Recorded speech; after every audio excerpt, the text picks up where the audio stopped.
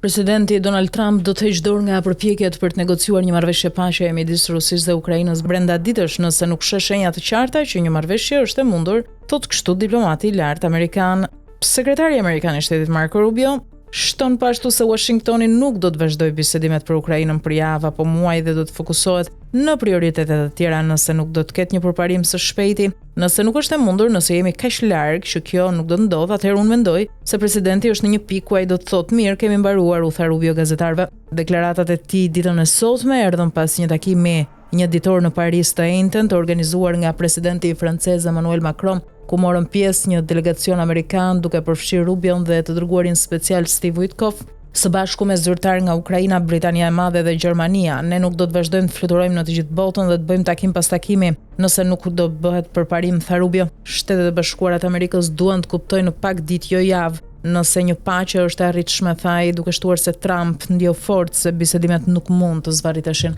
Mbledhja e Parisit kishte për qëllim të niste bisedimet që kanë ngecur që kur Trump u rikthye me presidentin rus Vladimir Putin në shkurt dhe i bëri presion liderit Ukrainas Volodymyr Zelensky për të negociuar një zgjidhje. Ukraina ka thënë që atëherë se është e hapur për një armëpushim të përkohshëm, por Rusia ka vonuar. Nëse të dyja palët janë serioze, atëherë ne duam të ndihmojmë, por nëse nuk do të ndodhë, atëherë ne thjesht do të kalojmë në tema të tjera që janë po aq, nëse jo më të rëndësishme për SBA-t, tha Rubio. Ukraina tha të njëjtën se ka nënshkruar një marrëveshje paraprake me SBA-t mbi ndarjen e burimeve të saj minerale dhe energjetike, e cila ka qenë një kërkesë kryesore nga Trump, i cili e sheh atë si një mënyrë për t'i kthyer SBA-s miliarda ndihmë ushtarake. Një marrëveshje e tillë ka qenë afër nënshkrimit të saj edhe në muajin shkurt, por më pas u rrëzua nga një debat midis Trumpit dhe Zelenskit në zyrën ovale. Rubio tha se bisedimet në Paris ishin shumë pozitive dhe se përfshirja e vendeve europiane kishte qenë konstruktive. Ai shtoi se një tjetër takim në një format të ngjashëm do të mbahet javën e ardhshme në Londër për të lejuar SBA të marrin kontributin e Rusisë dhe që Ukraina të vendos për pozicionet.